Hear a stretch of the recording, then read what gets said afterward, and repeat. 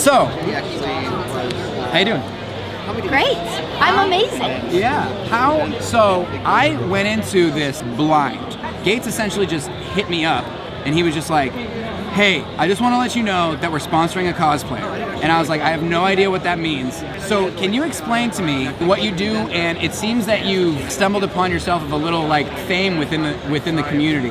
I've been cosplaying since about 2011. When I did my first cosplay, which was Codex from the Guild, Felicia Day's character from the Guild. So I spent a few years just cosplaying as a hobby, and then as I started to sort of pick up steam, which mostly was due to, I cosplayed Arya Stark from Game of Thrones, and when I'm not painted blue, I have a little bit of a resemblance to her, which sort of like took off online, and I started to look at maybe cosplay as being a source of income, a more sort of career thing instead of a hobby thing. And over the next few years, I was able to develop that into something that allowed me to go to full-time creative work, which I'm currently working full-time as a creator, which is, incredible and like doesn't seem real still, even though I've been doing it now for, like 2 years. And I discovered Critical Role thanks to a friend of mine recommending it. I at first did not think that I was going to like it. I hadn't played D&D ever. It sounded like a big investment of time. I was a little nervous about it. But I started listening to it while I was sewing, because like sewing is a lot of just sort of like mindless hand work, and it's hard to watch TV because you have to look at your work. So I was listening to a lot of podcasts, and I started listening to Critical Role Campaign 1 in podcast form, and then I really wanted to be part of the community more. Hello, Jester! When I wanted to be more involved with the community, I decided to skip ahead to Campaign 2. And the minute that I started Campaign 2, I just like fell headfirst in. Like I already liked it, and then episode 1 of Campaign 2, I was obsessed. Like it was immediate. And so I started working on a Jester costume very last minute before Dragon Con. And I wore her to Dragon Con, and like it took me too long to put on, and I missed the meetup, and like it was all sort of I didn't really connect with critters at Dragon Con. So I came home and I was like, next year I'm gonna do better. I'm gonna make it to the meetup. I'm gonna like meet people.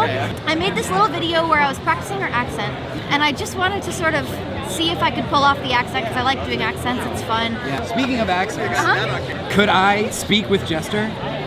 I mean, I'll do my best to do it if you want. I can put it on, I can take it off, it's like a hat. I have no idea how you got here.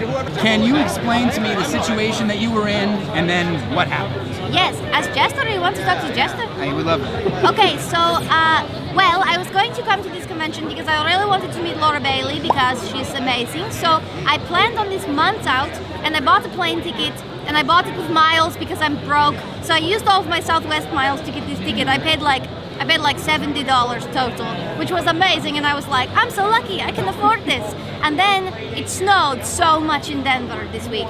So in Denver, the snow just came down and down for like 3 days, and there was like 8 inches of snow everywhere. And then at the airport, they closed all of the flights for like 2 days. And then Southwest was like, we can't book you again until the 16th. And I said, that's not going to work, because that's when I was supposed to meet Laura, so that was not going to happen. And I was so upset, and I was looking at flights, and they were so expensive, like way more expensive than my $70 plus miles score that I got. So I had been refunded $70, and then they were like, please pay us $750 or whatever for this flight. And I couldn't do it. It was just ridiculous. I mean, I'm self-employed, so it was not a good idea.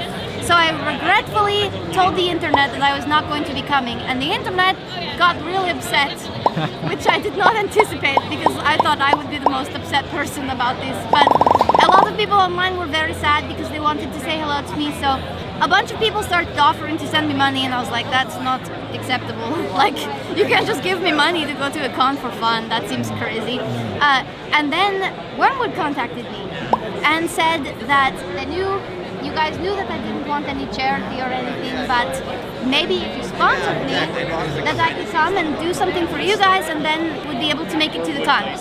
And I know that you guys were probably just being nice. Like, I know that you're probably like, yeah, we'll tell her she can do something for us so that she doesn't feel like it's charity. No, it's mutually beneficial. But of course, I said yes to that because I wanted to come. Of course. So I have been like skulking around your booth all weekend now, saying thank you until I'm sure you want me to leave. Let's give you a gift. And when you open it up, I'll explain what it is. Okay. So this is a dice vault in Bacote. Bacote is the same wood that Laura Bailey has for Jester. It's the wood that we sent her dice vault in. And if you take it out of the box, you'll see that instead of saying Jester on the side, like Laura Bailey's does, it says Ginny D. Ah, nice. Oh my gosh.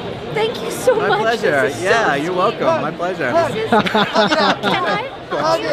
Thank you so much. I'm sorry about horns. No, it's fine. Oh my Don't worry gosh, about it. this is so thoughtful.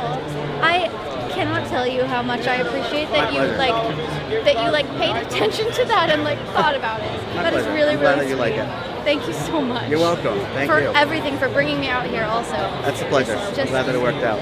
Oh my god, I can't wait to put some dice in this. Tiles. I like it. So yeah, they are. WTT. So you got your. Yeah, these anal beads. What is this? Yeah. This is a casting tile. So this is made so if you're using a spellcaster, you can keep track of the amount of spells that you use. So also Death death saves? saves. Yep, exactly. Okay, cool. The little magnet helps you just get them out of the little divots. Wow, that's a really good. Who came up with that? This was Doug. Doug came up with this idea. Go, Doug. The tile of shame. That was my idea. Okay. Yes. Tile of shame. Yeah, that seems fitting. So yeah, just badly rolling die here, and then you put the other die around to haze haze the die into proper behavior. You know, Laura's to gonna love kinda- this. And we're actually working on like a full-sized one that can hold like an entire. Yeah, Because I know yeah, that she's like gonna a need full thing. more Yeah, than she's- just one. I mean, her dice She bag needs- is 20 pounds. She needs a dice prison. Yeah, She needs like a house of There needs to be correction. multiple, stories. There needs to be a cafeteria wing where they eat. Exactly. Yeah. So we are doing a bigger one that can hold multiple die at a time, and I want to name it after her and call it the Bailey Brig. Genius. That's genius. You can just kind of keep going out with it, right? Yeah. So these are These are all all magnets. These are all like they can go in any configuration that you want. Just pull everything apart. Wow, dude. You know. As long as you all these it's gold, silver. Keep the silver up, and they can go in any. So that's how you know your I magnet see. orientation. Okay, that's smart. Yeah, that's Yeah. smart. How long does it take to go from a concept to we're ready to take this out to fucking Emerald City and show it off? This was quick. This was last minute. This was quick. We've been working on this maybe for the last month or two. Something like the prophecy was 3 years. Yeah. From idea to concept to development to hitting the market. Yeah. 3 years. But something Wow. like this, we recently got some new machinery that made it possible to do something like this. There's a lot of accuracy required for things like this. It needs to be precision. In order for it to work. And if we hand sanded these edges, they just would not be flawless. So we recently got new machinery and new infrastructure that made it so that we could do this. So as soon as we did, we already had the idea. We were able to just hit the ground running. Man, that's fucking cool. Yeah. That 10 is minutes. How you- 10 minutes? Okay. Got it. How you guys doing? How's everything? It's crazy.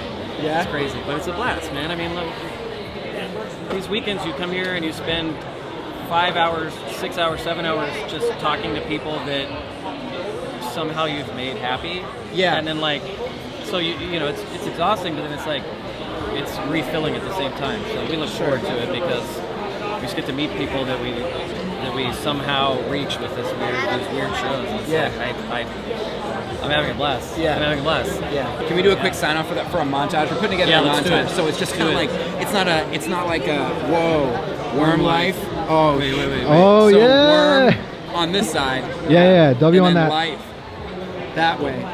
Nice. You're watching Worm Life. Yes. Awesome. Perfect. Love you, dude. Thanks for coming back. Of course, man. I had It to was see awesome. you guys.